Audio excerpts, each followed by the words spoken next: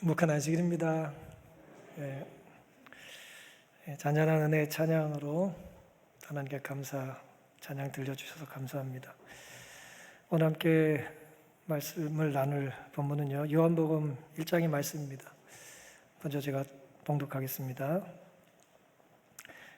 요한복음 1장 38절, 예수께서 돌이켜 그 좇는 것을 보시고 물어 가라사대 무엇을 구하느냐 가로되 라삐여 어디 계시오니까 하니, 라삐는 번역하면 선생이라. 우린 흔히 이제 예수님께서 공생에 사셨다고 그러잖아요. 이제 공생이라는 얘기는 이제 공중봉사 사역을 시작하신 특별한 기간을 이제 일컫는 말입니다. 사적인 삶을 멈추고 이제 공적인 사역의 삶을 사시는 것이죠. 처음 공중봉사 사역을 시작하셨을 때에 예수님을 쫓는 제자가 있었을까요? 없었을까요? 처음엔 아무도 없었어요. 시작할 때 출발이 별로 안 좋았어요. 아무런 사람도 예수님을 쫓아오질 않았습니다. 그러다가 처음 두 제자가 이제 예수님을 쫓아오기 시작했는데, 사실은 그 제자는 이제 과거가 있는 사람입니다. 순수한 예수님의 첫 제자가 아니라 침례 요한의 제자들이었어요. 이제 중간에 갈아탄 거예요. 침례 요한을 열심히 쫓았던 제자들인데 예수님을 따르게 된 것이죠. 오늘은 제자입니까? 라는 제목으로 함께 은혜를 나누려고 합니다. 요한복음 1장에 보시면 이제 침례 요한의 두 제자가 예수님의 첫 제자가 되는데 그 과정을 이렇게 기록하고 있어요. 침례 요한이 예수님을 따라가라는 이제 암시를 이제 준 것으로 기록하고 있습니다. 또 이튿날 요한이 자기 제자 중 두 사람과 함께 섰다가, 요한복음 1장 35절부터입니다. 예수의 다니심을 보고 말하되 보라 하나님의 어린 양이로다. 두 제자가 그의 말을 듣고 예수를 쫓거늘 그랬습니다. 요한이 자기의 두 제자들에게 누구를 소개하고 있어요? 예수님을 소개하면서 이제 보라고 말하고 있습니다. 주목해서 보라는 거예요. 보통의 선생님들은 학생들한테 누굴 보라 그래요?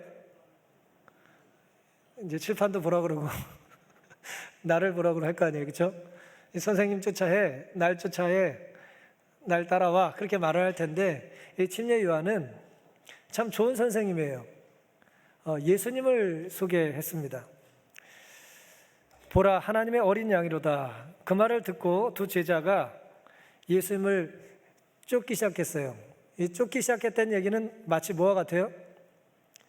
더 이상 누구의 제자가 아니에요? 요한은 따르지 않는다. 침례 요한은 더 이상 따르지 않는다는 얘기죠. 요한이 자기의 말 한마디로 제자들을 뭐 한 거예요? 쫓아내버린 거예요. 저분 쫓아가라고. 나 더 이상 쫓아오지 말고 저분을 쫓아가. 그렇게 말을 한 것이죠. 침례 요한의 두 제자는 침례 요한의 말 한마디에 보라, 뭐 직접적인 얘기도 아니잖아요. 보라고 그랬더니 뭐 했어요? 가버렸어요. 보라 그랬더니 쫓아갔다니까요. 저는 신기한데 여러분은 신기하지 않으신가 봐요. 네. 이 보라는 말을 잘해야 됩니다. 또 조심해야 되고요. 보라는 말의 의미가 무엇인지를 우리가 잘 생각해야 되는 거죠. 침례 요한이 보라 하나님의 어린 양이다 라고 하는 말을 했을 때에 침례 요한의 두 제자는 우리 선생님이 저분을 따라가라고 하는 암시를 한다는 걸 알아챈 거예요. 의리가 없는 게 아니라 정말 훌륭한 제자인 거죠. 선생님이 하라고 하는 말을 순종했는데 무슨 말까지 순종해요? 내 곁을 떠나서 가라는 말까지 순종을 하는 거예요. 참 아름다운 모습입니다. 그런데 성경은 두 제자가, 침례 요한의 두 제자가 예수님을 쫓아갔다고 했는데 요한복음 1장 40절에는 그 제자의 이름이 한 명만 기록되어 있어요. 안드레라고 하는 제자 한 명만 기록이 되어 있고 다른 한 명의 제자는 이름이 기록되어 있지를 않아요. 첫 번째 예수님을 쫓았던 안드레와 또 다른 제자, 두 번째 이름이 기록되어 있지 않았던 이 제자는 누굴까요? 누구길래 이름이 기록되어 있지 않을까요? 예수님 쫓아가다가 떨어져 나간 사람인가요? 시대소망이 이렇게 기록하고 있습니다. 그들은 요한을 떠나서 예수를 찾으러 갔다. 침례요한의 두 제자입니다. 둘 중에 하나는 시몬의 형제 안드레였고 다른 하나는 누구라고요? 전도자 사도 요한이라는 것입니다. 이들은 그리스도의 최초의 제자들이었다. 항거할 수 없는 충동에 움직여 그들은 예수를 따랐다 그랬어요. 지금 요한복음을 누가 기록했어요? 사도 요한이 기록했죠. 그렇죠? 아주 어린 사도가 이제 부름을 처음 받았고 요한이 이 요한복음은 거의 죽기 전에 기록했으니까 50년도 넘게 뒤의 이야기인데 쓴 것은요. 자기가 요한복음을 기록하면서 누구 이름을 기록하지 않았어요? 자기 이름을 뺐어요. 이러기 쉬울까요? 어려울까요?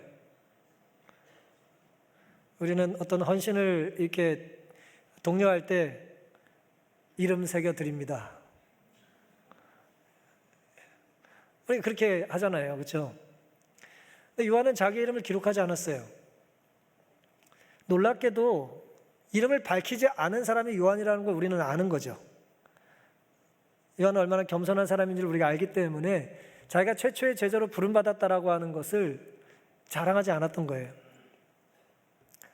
사랑하는 성도 여러분, 침례요한의 두 제자는 스승의 말 한마디에 그의 삶의 방향을 이제 바꿨습니다. 더욱이 사도 요한은 자기가 예수님의 첫 번째 제자임에도 불구하고 자기의 이름을 밝히지 않았어요. 처음 이 일을 시작한 사람이 누군지, 처음 혁혁한 공을 세운 사람이 누군지, 결정적인 일을 한 사람이 누군지 자기가 자기 자신을 드러내려고 하지 않았다는 것입니다. 참 제자는 자기를 높이지 않고, 지금 요한은 자기를 높이지 않고 누구를 높이는 것 같아요? 스승을 높이고 있는 것 같잖아요. 보라고 한 분이 누구예요?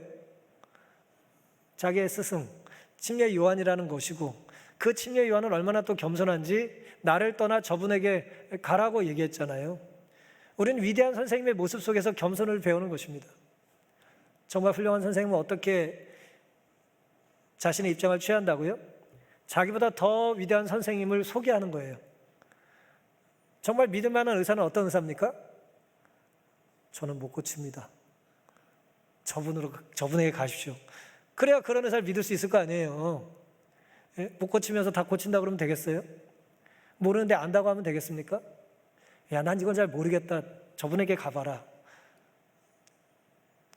그렇게 말하는 게 어렵잖아요. 그런데 침례 요한은 그렇게 말을 했던 것입니다.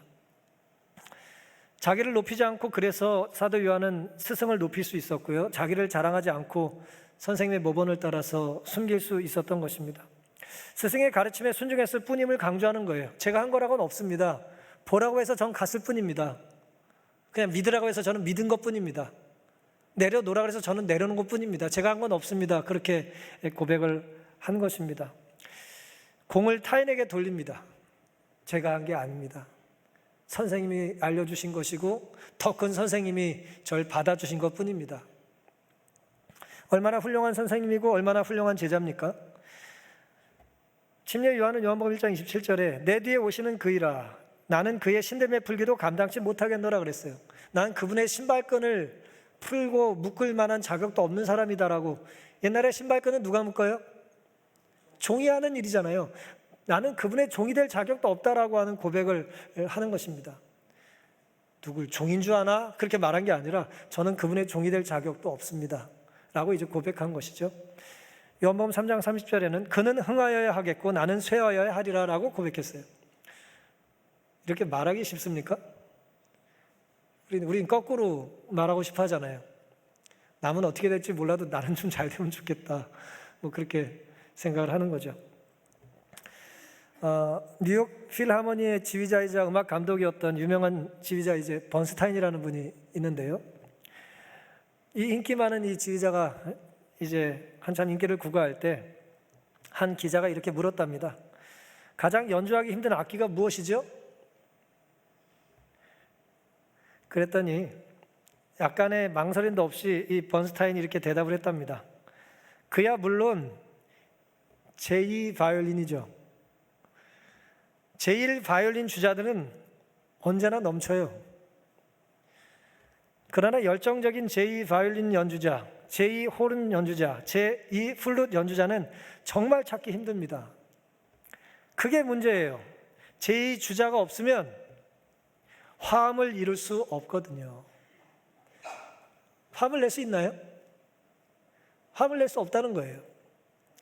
근데 서로 나는 제1이라고만 말하려고 한다는 거예요. 내가 제1 연주자가 아니더라도 망설임 없이 열정적으로 주님께서 부르신다면 순종하며 따라갈 수 있는 겸손한 주님의 제자들이 되기를 바랍니다. 내가 지금 어떤 상황이든 주님을 쫓는 일이 우리에게 있어서 가장 중요한 우선된 일이라는 것을, 그 사실을 망각하지 않게 되시기를 간절히 바랍니다. 놀랍게도 스승님의 말을 듣고, 이 침례 요한의 말을 듣고 예수님을 쫓았던 이 두 제자는 38절부터 예수님께로부터 이런 초대와 초청을 받습니다. 38절입니다. 예수께서 돌이켜 그 쫓는 것을 보시고 물어 가라사대 무엇을 구하느냐? 그랬더니 대답을 합니다. 랍비여, 어디 계십니까? 그 좀 질문이 좀 생뚱맞긴 해요. 원하는 게 뭐냐? 어디 사십니까? 뭐 이제 그런 대답인 거죠. 랍비는 선생이라는 뜻이고요. 39절 예수께서 가라사대 와 보라. 그러므로 저희가 가서 계신 데를 보고 그날 함께 거하니 때가 제 11시쯤 되었다 그랬습니다.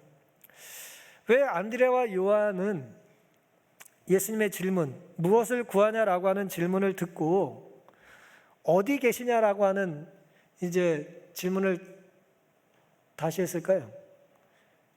무엇을 구하냐는 질문에 대답을 해야 되는데 대답을 하는 대신 또 다른 질문을 하잖아요. 어쩌면 이 질문 안에 그들의 대답이 들어있을지 모르겠습니다. 안드레와 요한은 사람이 많은 곳에서는 불가능한 좀 더 오랫동안의 개인적인 면담을 원했다고 그랬어요. 무엇을 구하느냐? 어디 사시는지 알려주시면 제가 그쪽 찾아가겠습니다. 이제 그렇게 대답을 한 거예요. 그 이유는 뭐라고요?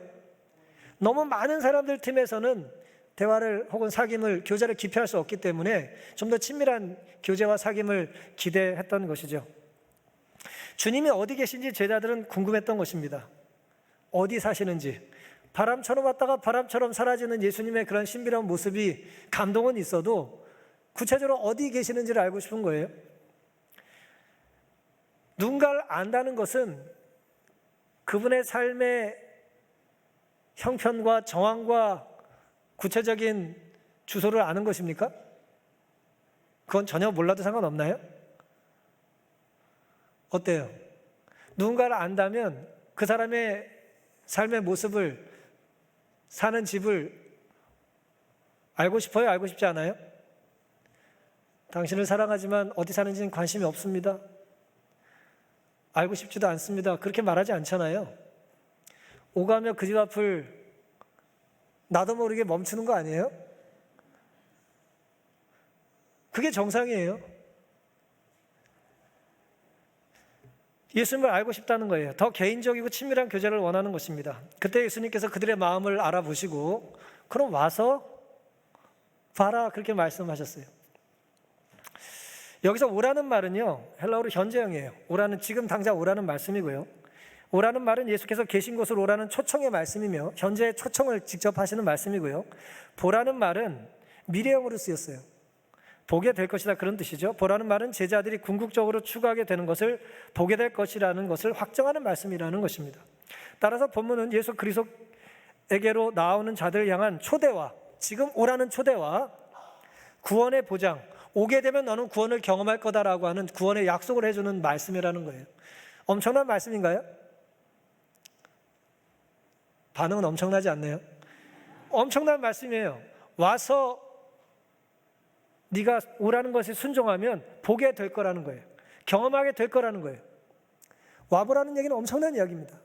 내 삶의 공간으로 오라는 거예요. 나와 함께 시간을 보내자는 거예요. 나와 함께 화음을 맞춰보자는 것입니다. 엄청난 초대죠. 그래서 현대어 성경은 이렇게 번역했어요. 그때 예수님은 따라오너라 그러면 알게 될 것이다 라고 대답하셨다고 번역했어요. 더 충실한 번역이죠. 따라오너라 그러면 알게 될 것이다. 믿어라 그러면 너는 믿음의 열매가 무엇인지 맛보게 될 것이다. 사랑해라. 그러면 사랑이라는 것이 얼마나 위대한 결과를 너에게 가져다 줄지 체험하게 될 것이다. 그런 약속인 것입니다. 주님의 명령, 초대가 약속이 함께 있는 거예요. 초대와 약속이 함께 있는 것입니다. 제자들은 와보라는 주님의 초청에 순종했습니까? 순종했어요, 안 했어요? 순종했습니다. 순종했잖아요. 그 구체적인 시간을 혹은 구체적인 상황을 요한이 그대로 다 기억했잖아요. 와보라. 그러므로 저희가 가서 계신 데를 봤다 그랬잖아요. 그날 함께 거하니 때가 제 10시쯤 되었더라 그랬습니다. 이 말씀이 이제 오늘 우리에게 이제 어떤 의미가 있는지 생각해 보고 싶은 거예요. 이 당시에 요한이 기록한 시간에 6을 더해야 현대 시간이 되거든요. 요한은 지금 반세기도 전 이야기를 지금 회상하고 있는 거예요. 복음서를 기록하면서 처음 예수님께 부름받았던 50년도 훌쩍 전의 이야기를 기억하고 기록하고 있는 것입니다. 그런데 그때가 몇 시라고요? 10시라는 거예요. 10시에 6을 더하면 오후 4시가 되는 거예요. 오후 4시라는 것입니다. 무슨 뜻이냐면 침례 요한이 보라 세상죄를 지고 하는 하나님의 어린 양이라고 하는 말씀을 어쨌든 이분들이 게으름뱅이들이 아니니까 아침 일찍 이제 가르침을 주다가 그 말씀을 했다고 보면, 그렇죠? 한 9시로만 잡아도 말이에요. 9시에 예수님을 이제 만나서 쫓기 시작했다고 하더라도 적어도 몇 시간이 지난 거예요? 9시부터 12시까지는 3시간이고 오후 4시가 됐으니까 몇 시간이에요? 7시간이죠. 어쨌든 뭐 중요한 건 아닌데 많은 시간이 지난 거예요. 많은 시간을 뭐 한 거예요? 함께 보낸 거예요. 어디서? 예수님의 거처에서 예수님과 함께 많은 시간을 보낸 거예요. 많은 시간을, 언제 시간이 갔는지 모를 만큼 긴 시간을 보낸 거예요. 그리고 시간이 지나서 보니까 벌써 4시가 됐네. 그렇게 된 것입니다. 시간 가는 줄 모르고 대화를 나눈 적이 있으십니까? 막 예배 드릴 때 시간이 안 가요? 시간이 언제 가는지 몰라. 시간 가는 게 너무 아까워. 시간이 안 끝났으면 좋겠어요. 그럴 때 우리는 영혼을 꿈꾸는 거예요. 끝이 없으면 좋겠는 것입니다. 일생 잊을 수 없는 깊은 대화, 잊을 수 없는 하루. 언제 정말 시간이 갔는지를 모르겠어요. 그리고 그 기억은 평생을 하나님의 자녀로 살아가는 이유가 됐던 것입니다. 프랭클린 루즈벨트 대통령이 백악관 만찬석에서 하도 이제 뭐 정치인들을 만나다 보니까 어느 날 지쳤답니다. 번지르르한 거칠애와 공허하고 입에 발린 대화에 이제 이 정치인이 신물이 났어요. 그래가지고 내 말을 사람들이 듣지 않는구나라고 하는 걸 느낀 거예요. 내 말을 사람들은 듣지도 않고 대답하는구나 라고 하는 걸 느끼고 어느 날 실험을 하나 했대요. 이제 뭐 백악관에서 주최한 사교 모임에서 사람들을 만날 때마다 특유의 환한 미소와 이제 환한 미소를 띠면서 악수를 하면서 이렇게 말했대요. 오늘 아침 내가 할머니를 죽였습니다. 책에서 읽은 거니까 저한테 뭐라 그러지 마세요. 악수를 하면서 오늘 아침 제가 할머니를 죽였어요. 그렇게 이제 악수를 했답니다. 그랬더니 딱 한 번 예외가 있었는 것 빼고는 대부분의 사람들이 밝은 미소를 지으면서 아주 잘하셨어요. 그렇게 대답을 했답니다. 그리고 멋지네요. 그렇게 반응을 보였다는 거예요. 그리고 단 한 번의 예외는 외국의 외교관이었는데 그는 대통령의 말이 끝나기가 무섭게 자업자득이겠죠. 그랬대요. 이 말씀의 의미는 사람들은 미소를 짓고 대화를 하지만 뭔 얘기를 하는지 듣지도 않고 반응을 한다는 거예요. 참 슬픈 이야기죠. 그에 반해서 침례요한의 두 제자, 지금 예수님의 첫 제자가 됐던 두 사람은 예수님의 말씀에 귀를 잘 기울이고 있습니까? 잘 기울이고 있죠. 시간 가는지 몰랐잖아요. 깊은 대화를 나눈 것입니다. 자기의 온 인생과 삶을 이제 이분에게 맡길 것을 이제 결단하고 결심했던 특별한 하루를 보낸 것입니다. 사랑하는 성도 여러분, 요한은 저희가 가서 계신 데를 보고 그날 함께 거했다라고 하는 아름다운 고백을 해요. 그날 주님과 함께 거한 거예요.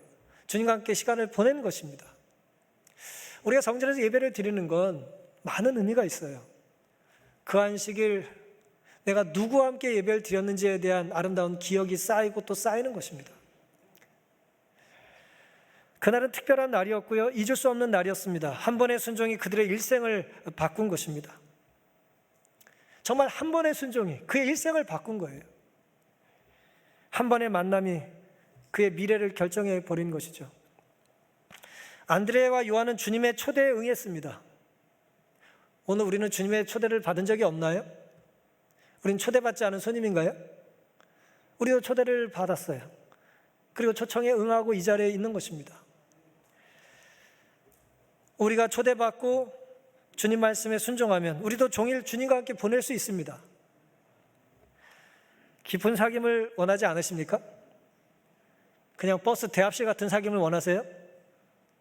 어디 가세요? 어디 가요? 알았어요. 잘 가세요. 그런 사귐 원하세요? 깊은 사귐을 원하신다면 예수님처럼 우리의 삶의 공간으로 누군가를 초청해야 됩니다. 우리의 삶의 공간으로 우리의 누군가를 초청해야 돼요. 은밀한 공간이면 더 좋아요. 가정이면 더 좋습니다. 문 밖에서 만나는 것보다는 안으로 들어오면 더 좋은 거예요. 해도 그만 안 해도 그만인 대화를 군중들과 어울려서 실컷 하고 나면 요즘 말로 기빨리지 않으세요? 내가 저 수다를 왜 떨었지? 하지만 주님을 모시고 주님과 대화를 나누는 친밀한 교제를 하게 되면 우리의 삶은 영적으로 충전이 될 것이고 이 힘든 세상 감사하며 살아갈 수 있는 능력을 선물 받을 수 있게 될 것입니다. 소중한 관계는 사적인 공간과 시간을 함께 보내고 싶을 때 깊어지고 유지가 될 것입니다. 필요하면 이 교회가 2층의 식당이 혹은 여러분의 가정이 그런 공간과 시간이 제공되는 곳이길 간절히 바랍니다. 제가 어디 사는지 아셔요? 제가 어디 살든지 말든지 관심 없으십니까? 뭐 사택에 어디 살겠지 그러세요? 저희 교회 건물 3층에 삽니다. 312호. 오늘 오후라도 오시면 됩니다. 네. 오세요. 오셔서 시간도 보내시고 또 공간도 같이 차지하셔서 손님으로 만족하지 마시고 가족과 또 사귐이 있는 친밀함이 더 깊어지는 우리들의 사귐과 신앙이 되기를 간절히 바랍니다. 본문은 우리에게 제자의 됨의 관계 속에서 단계 속에서 필연적으로 이제 가족 찾기의 모습이 있는데요. 우리가 보물찾기는 종종 하는데 구원에 있어서 우리가 꼭 해야 될 게 있다면 가족을 찾는 것입니다. 40절부터 이렇게 기록하고 있습니다. 요한의 말을 듣고 예수를 쫓은 두 사람 중에 하나는 시몬 베드로의 형제 안드레라. 그가 먼저 자기의 형제 시몬을 찾아 말하되 우리가 메시아를 만났다고. 메시아는 번역하면 그리스도라. 데리고 예수께로 오니 예수께서 보시고 가라사대 내가 요한의 아들 시몬이니 장차 게바라리라 하시더라. 게바는 번역하면 베드로라. 굉장히 친절해요. 요한은 이방인들을 상대로 이렇게 계속 말들을 풀어서 설명하고 있습니다. 공동 번역에는 41절을 이렇게 번역했어요. 그는 먼저 자기 형 시몬을 찾아가 우리가 찾던 메시아를 만났소 하고 말하였다. 우리가 찾던 메시아를 만났다고 이제 형 베드로에게 이야기를 합니다. 이건 자랑이에요? 우린 만났지롱 그 자랑이에요? 어디 있는지 안 알려주지 그래요? 그게 아니에요. 함께 만나길 원했던 그 예수님을, 그 메시아를 내가 먼저 만났는데 우리가 찾던 그분입니다. 우리 같이 갑시다 라고 이제 소개를 하는 거예요. 안드레가 주님을 만난 직후에 가장 먼저 했던 것은 형 베드로를 찾아간 거예요. 그리고 내가 예수를 만났다는 말만 한 것이 아니라 그 말 속에는 뭐가 담겨져 있습니까? 형 나와 같이 예수님께 갑시다. 내가 시간 가는 줄 모르고 지금 4시까지 얘기하다 왔는데 형 만나러 다시 왔어요. 예수님께 다시 갑시다라고 하는 초대가 있는 거죠.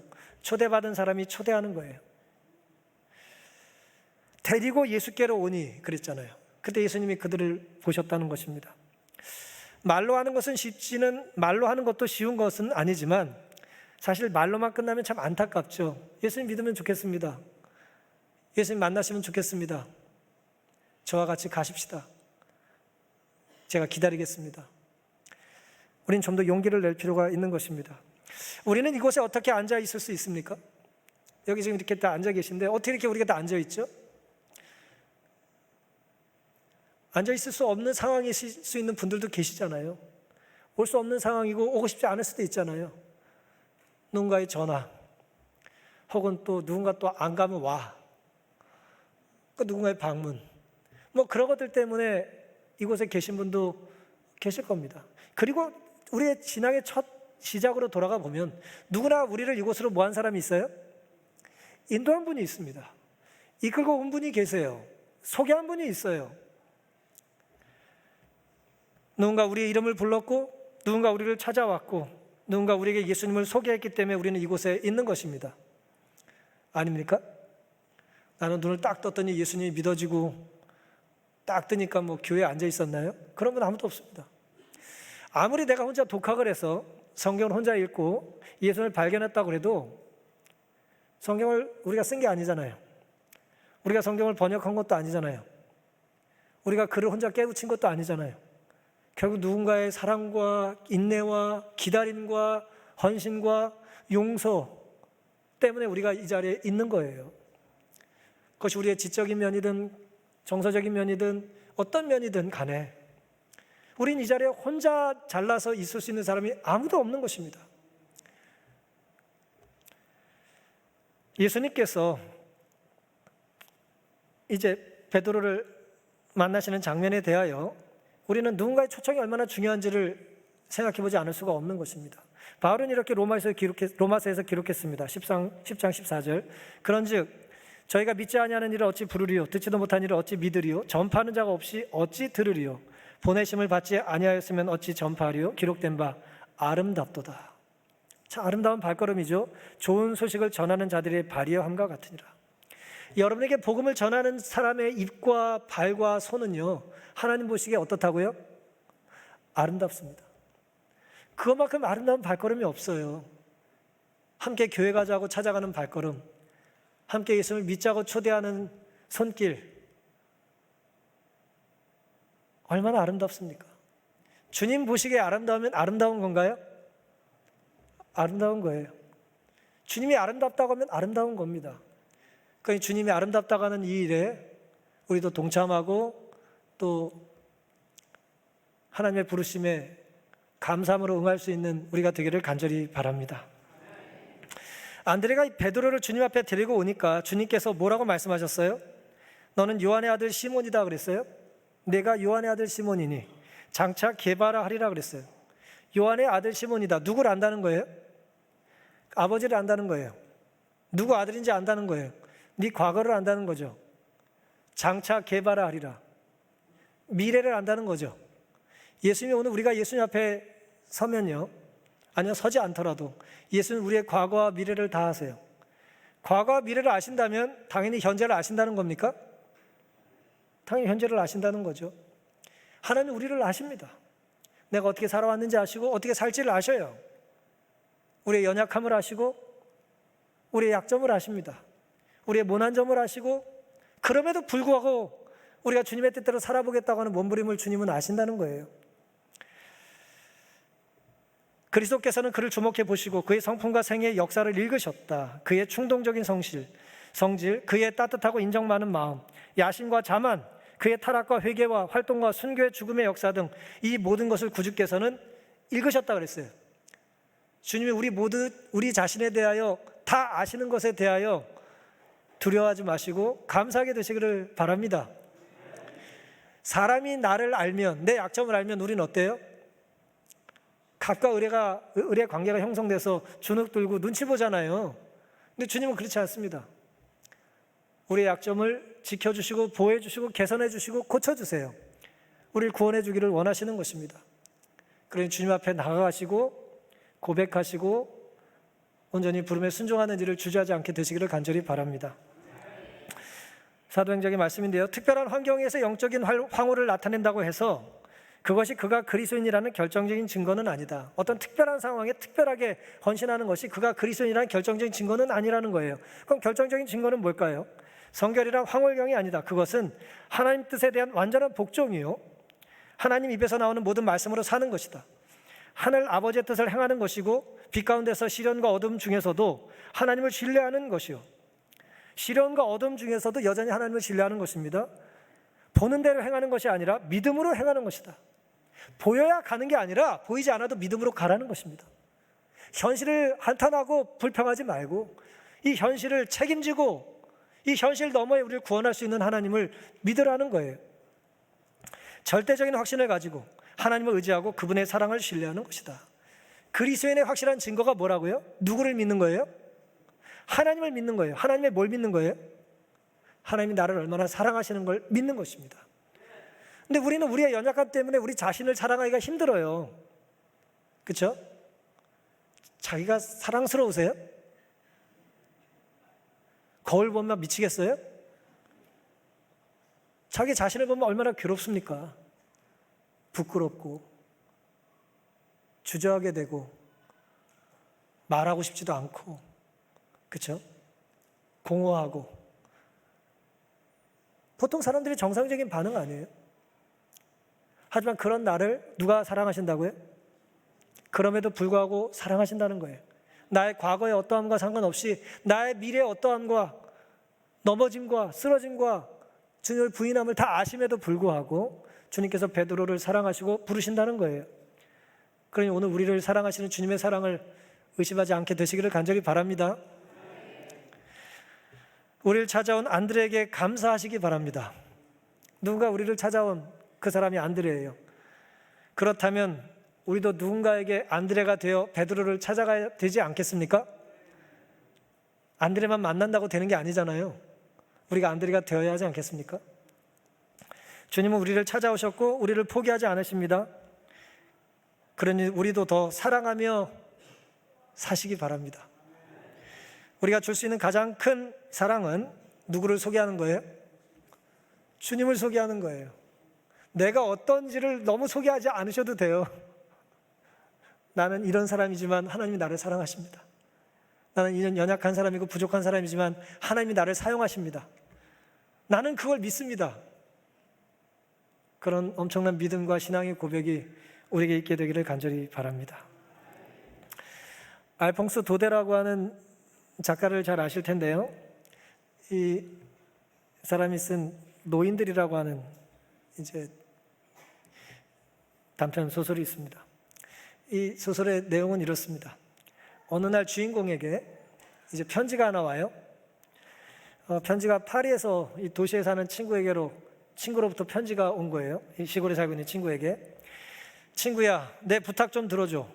자네 풍차문을 하루만 닫고, 우리말로 얘기하면 이제 방앗간 하루만 닫고 3, 40리 거리 할아버지 할머니에게 안부 인사를 전해주게. 한 10km 좀 넘는 곳에 자기 할아버지 할머니가 살고 계신데 내 대신 인사 좀 전해달라는 거예요. 나는 파리에 묶여있는 몸이고 10년째 할아버지 할머니에게 인사를 드리지 못했다는 거예요. 우리 사이의 두터운 우정에 대해서 자주 말씀을 드렸으니까 그저 모리스 친구라고만 얘기하면 된다는 거예요. 이런 편지를 어느 날 갑자기 받으면 모처럼 좀 하루 좀 쉬고 싶었는데 말이에요. 이런 편지가 도착을 하면 기분이 어때요? 이 책의 내용은 이랬습니다. 참 끔찍한 우정이다. 그 우정이 너무 끔찍해요. 빌어먹을 우정, 뭐 그렇게 번역한 책도 있더라고요. 투덜거리면서 또 친구가 또 착해가지고 이 문 닫고, 풍차문 닫고 길을 나섰습니다. 10몇 킬로니까 이제 도착할 때 되니까 2시쯤 됐더래요. 그리고 이제 나머지 후반부의 내용은 뭐냐면 그 친구에게 보고를 하는 내용이에요. 네가 부탁한 할머니 할아버지를 이렇게 만나고 왔다는 보고의 내용입니다. 편지에 적힌 주소에 도착했네. 먼지 뽀얀 마을 광장 누름나무에 매미들이 울고 읍사무소 광장에선 당나이가 햇빛을 쬐고 성당 분수 위로 비둘기가 날고 있었네. 참 아름다운 장면을 편지에 담고 있어요. 고아원을 지나 서늘하고 조용한 긴 복도를 따라가다 열린 문으로 들어가자 손가락 끝까지 주름이 가득한 노인 한 분이 안락 의자에 깊숙이 앉아 주무시고 계셨네. 친구가 부탁한 대로 안녕하세요 어르신, 저는 모리스 친구예요. 그러면서 이제 어르신을 잠에서 깨웠습니다. 그러자 노인이 두 손으로 나를 꽉 잡으시곤 세상에 하시며 어쩔 줄 몰라 하셨네. 이 사람아 그러고는 복도 끝을 향해 마메트 할머니를 부르셨지. 할머니 이름이에요. 모리스 친구라는 말에 할머니는 눈물을 흘리시고 손수건을 떨구시고 얼굴이 벌개지셨어. 손자의 친구를 보자마자 할머니가 울고 얼굴이 붉어졌다는 거예요. 그리고 양손에 이제 할아버지 할머니가 한 분씩 이 친구의 손을 잡고 종종 걸음으로 창가로 데려가 나를 자세히 보시고 싶어 하셨네. 이 어두우니까, 집안이 어두우니까 창가를 끌고 가가지고 이렇게 쳐다보고 싶은 거예요. 누구를요? 손주의 친구를. 두 분 사이 접이 의자에 앉아서 신문이 시작됐네. 이러쿵 저러쿵 몇 시간 동안 대화를 했는데 대화의 내용이 이거예요. 그 아이는 좀 어떤가? 뭐하고 사나? 대체 왜 안 오나? 행복하게 살고 있나? 이런 얘기를 계속해서 반복해서 몇 시간 동안 한 것입니다. 나야 최선을 다해서 그분들이 내 친구에 대해 물어보는 대로 전부 말씀드렸지. 내 아는 한 자세히 말일세. 그런데 내가 모르는 부분은 염치 없지만 좀 짜 맞췄네. 이 과장과 뻥을 좀 쳤다 얘기해요. 거짓말을 한 겁니다. 이런 질문을 하는데 어떻게 대답을 하냐는 거예요. 그 집 창문은 잘 닫히나? 우리 손주 침실의 벽지 색깔은 뭐지? 전 그런 거 신경 쓰지 않아요 라는 대답을 할 수가 없잖아요. 모릅니다라고 대답을 할 수 없으니까 고지고지 고백할 수가 없지 않은가. 그래서 이렇게 대답을 했대요. 그 친구 침실의 벽지는 파란색이에요. 꽃장식 무늬가 그려진 옅은 파란색이에요. 거짓말을 하다 보면 자꾸 늘어요. 아름답게 이제 벽지가 있다고 이야기를 했습니다. 그러자 할머니가 정말인가? 가엾은 할머니는 듣고는 되물으셨네. 그리고는 고개를 할아버지께로 돌리셔서 덧붙이셨지. 걔가 참 착한 아이라고. 그러자 할아버지도 당연하지. 정말 착한 아이야. 그렇게 이제 대화를 주고받습니다. 제가 흉내를 잘 못 내서 죄송합니다만은 사랑하는 성도 여러분, 손자가 10년 동안 찾아오지 않았어요. 착합니까? 손자의 방 벽지 색깔이 파란색이면 착한 아이예요? 친구의 거짓말에 할아버지 할머니는 뜬금없이 그냥 착한 아이라는 이야기를 반복해서 이제 하시는 거예요. 파란 벽지와 문이 잘 닫히는 문과는, 그리고 착한 손자는 아무 관련이 없습니다. 인과관계가 없어요. 만약에 빨간 벽지라고 하면 나쁜 놈이네 그랬겠어요? 그렇지 않아요. 아무 벽지든 좋은 것입니다. 10년 동안 찾아오지 않아도 괜찮은 거예요. 친구를 보내준 것만 해도 고맙고 기쁜 거예요. 그냥 우리 손주는 착하다는 이야기를 하고 싶은 거예요. 이게 사랑하는 사람의 마음입니다. 손자의 친구에게서 손자를 보고 싶어서 창가로 데리고 가고 싶은 마음, 그것이 사랑이죠. 제자란 무엇입니까? 전도란 뭘까요?